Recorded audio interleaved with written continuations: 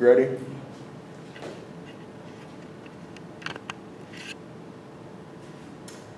Hi, I'm Sandra Barrios. This is my Finance 653 project for the fall of 2017. I've looked at 15 different companies in 3 different industries over a 5-year time span. And these industries include metals, chemicals, and shipping. And the individual analyses as well as my final company choices are based on data averaged over the 5-year period. I'm going to start with the metals companies. The 5 companies I analyzed were Alcoa, Kaiser Aluminum, Freeport-McMoRan, Olympic Steel, and Reliance Steel and Aluminum. And these companies are both producers and distributors of various metals. So looking at short-term solvency for these companies, the solvency metrics of quick and cash ratios suggest that Kaiser Aluminum is best structured to meet their short-term obligations, with Reliance being the best from a current ratio standpoint. And for a long-term solvency, Kaiser presents the best equity multiplier, but Reliance is the best cash coverage company. Both companies are in a better position to service their long-term debt better than the other 3. With asset management, looking at the sales to total assets ratio, Olympic is doing the best job of managing their assets. And in fact, they're doing a better job, more than 1.5 times greater than their nearest competitor.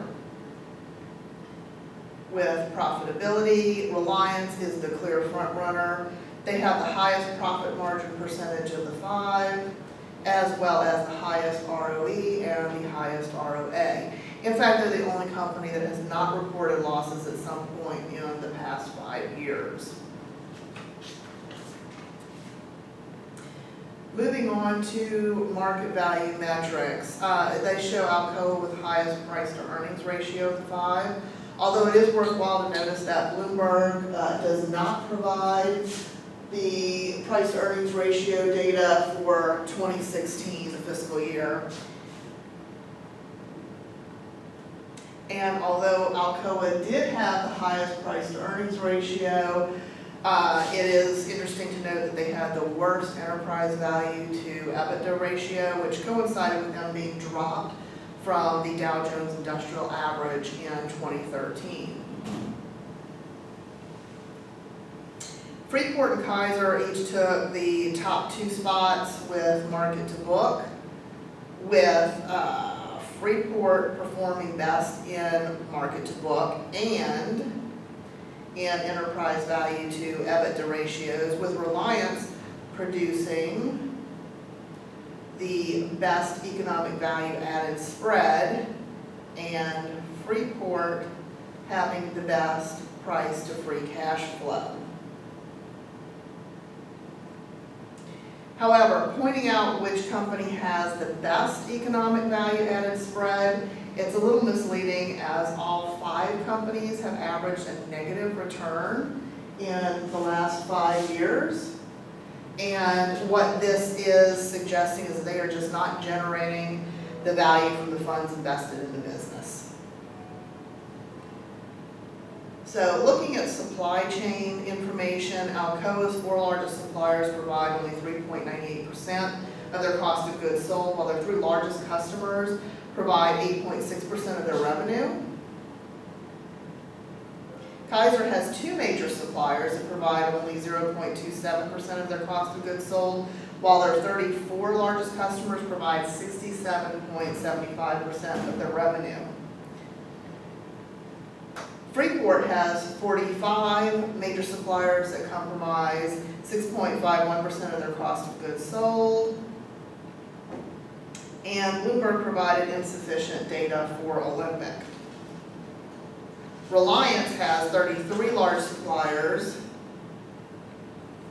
that make up 28.53% of their cost of goods sold, and 53 large customers that provide 13.03% of the revenue.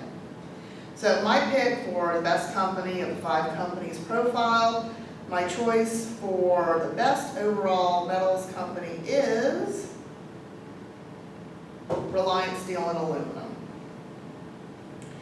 And looking at the DuPont analysis, Reliance's overall operational performance is the most consistent of the group over the 5-year period. And the DuPont analysis demonstrates their interest and tax burdens are similar to the other successful companies in the group, but their EBIT margin of 6.35% is the best of the group. Their asset turnover is the second best of the group, and their financial leverage is the third best of the group. They also have a low supply chain risk with 33 suppliers and 50 large customers, and this data tells us they have many customers and low risk. So since they have less variability than the other companies and superior performance, they are my choice for overall best metals company. Now, moving on to chemicals, the 5 companies that I analyzed in the chemical industries were Air Products and Chemicals Incorporated, Celanese Corporation, FMC Corporation, Eastman Chemical Company, and KMG Chemicals Incorporated. These companies produce and distribute a variety of chemicals and chemical products. For short-term solvency, looking at the 5 companies, Celanese provides the best overall short-term solvency over the period with a current ratio of 2.05, a quick ratio of 1.25, and a cash ratio of 0.66. Looking at long-term solvency, Eastman has the best equity multiplier, and Air Products has the best cash coverage ratio. Now, KMG has insufficient data to rate their cash coverage, but it does have the worst equity multiplier at 1.9. As far as asset management, looking at the sales to total assets ratio, KMG is doing the best job of managing their assets, and they're nearly twice as successful as Celanese, which is a distant second.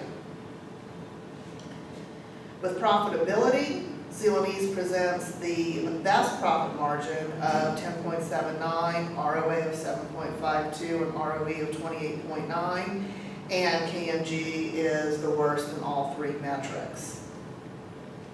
As far as market value goes, Air Products has the best price to earnings ratio of 19.45, with FMC having the best market to book ratio and the second best PE ratio. However, FMC also has the highest enterprise value to EBITDA ratio, which was driven by a 2015 acquisition of nearly 2 million shares by billionaire Larry Robbins. This purchase raised his stake in FMC 40% to nearly 7 million total shares. But FMC's value-added spread of 0.54 means that they do add value greater than the cost of capital. So their price to free cash flow of 40.01 may be overvalued. Looking at supply chain for chemicals, none or most of the companies are not substantially vulnerable to either supply or customer disruption. Air Products has 79 customers that provide 23.57% of their revenue. Celanese has 9 suppliers which provide 1.53% of their cost of goods sold, while FMC has 13 suppliers that account for 3.22% of their cost of goods sold, although 0.46% of all their revenue comes from just one customer. Eastman has 13 suppliers that make up 5.56% of their cost of goods sold. And KMG's top 7 customers provide over 50% of their revenue. My pick for the best company of the 5 companies profiled, my choice for the overall best chemicals company is Air Products and Chemicals. There are very good, well-managed companies in this group. However, Air Products is marginally the best of the group because their EBIT margin is best at 17.21. Excuse me. Their interest and tax burdens, although they're slightly higher, are similar to the others. And their asset turnover is slightly worse than the others, but their financial leverage of 2.49 is better than most of the other companies in the group.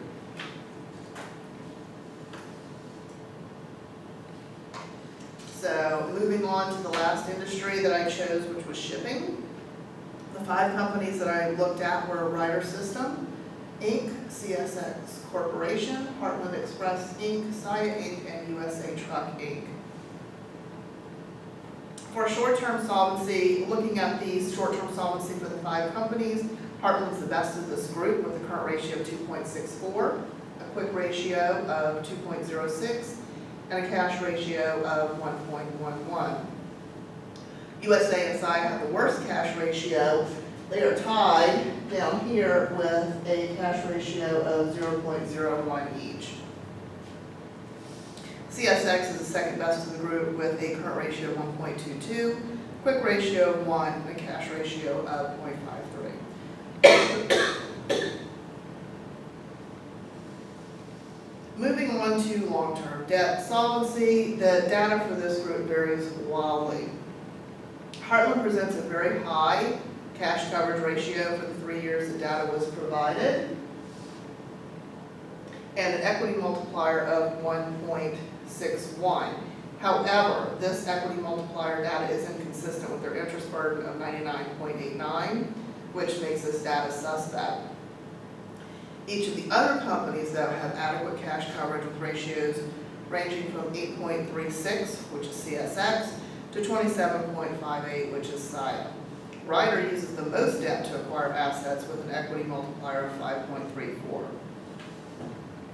Now, throwing out the potentially unreliable Heartland data provides Saya as the best company in this group with cash coverage of 27.58 and equity multiplier of 1.61.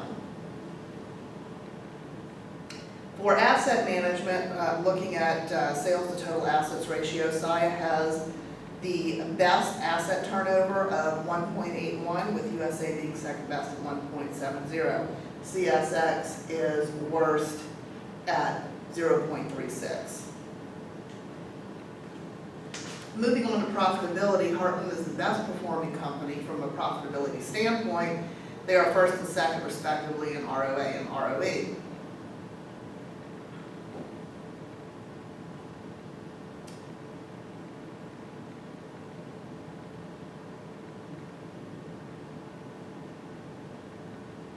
Okay, so going on to market value. Heartland's PE ratio is 31.29, their market to book ratio is 3.90, and their enterprise value is 8.04, which is second only to CSX's 8.11.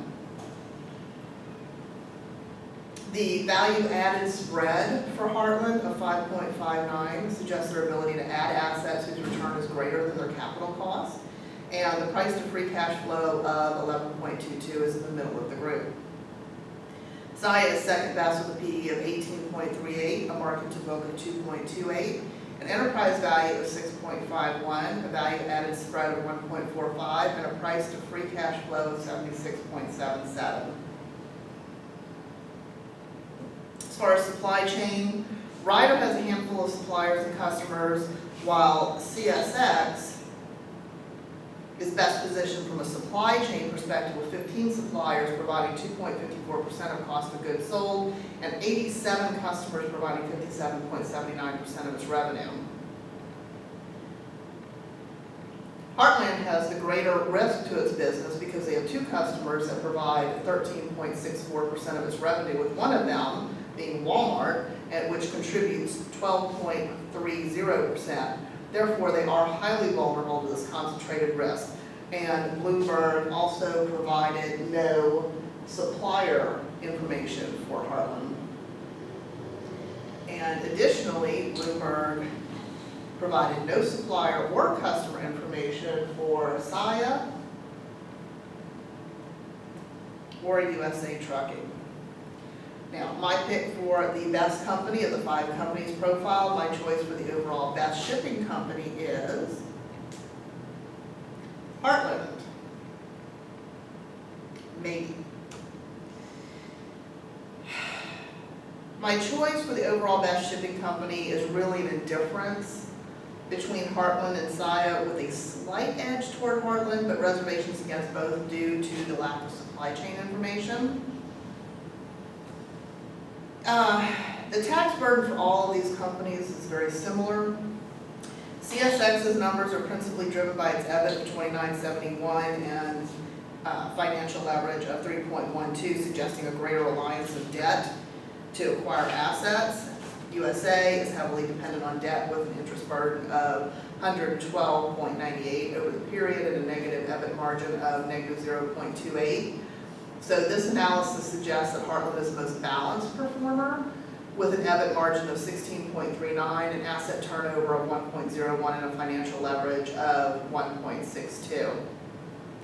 Heartland would be the best company just looking at the above analysis. However, an investment is a forward-looking activity, and their vulnerability to a single large customer is too risky to make them one that I would really want. So that would kind of leave Saya, therefore, on balance as the best of the group, but a decision is still risky with no supply chain data. So I'm really indifferent to either, as either would be a risk with incomplete data. I just slightly lean toward Heartland because I feel like some data is better than none. So for overall company choice, all 15 companies across all 3 industries, my choice of Reliance, Heartland, and Air Products were the top choices in each industry. So my choice at the top overall would really kind of come down between Reliance and Air Products as the 2 best, but I have chosen Air Products as the better of the 2 for the following reasons. Their EBIT margin is 17.47% compared to Reliance's 6.34%. Both have interest and tax burdens that are consistent with their peers, as is Reliance's of 1.34. I'm sorry, they're consistent with their peers. Reliance's 1.34 is their asset turnover. And Air Products' financial leverage of 2.41 is the second best between their peers, while Reliance is in the middle of the pack. And the 2 companies are in different industries and perform different services, in that Air Products produces and sells products, while Reliance buys and distributes products, sometimes that already have first-stage fabrication. Both companies are really not vulnerable to either a great supplier or customer risk, and therefore I have selected Air Products because of their greater earning power. And this concludes my Finance 653 project report. Thank you.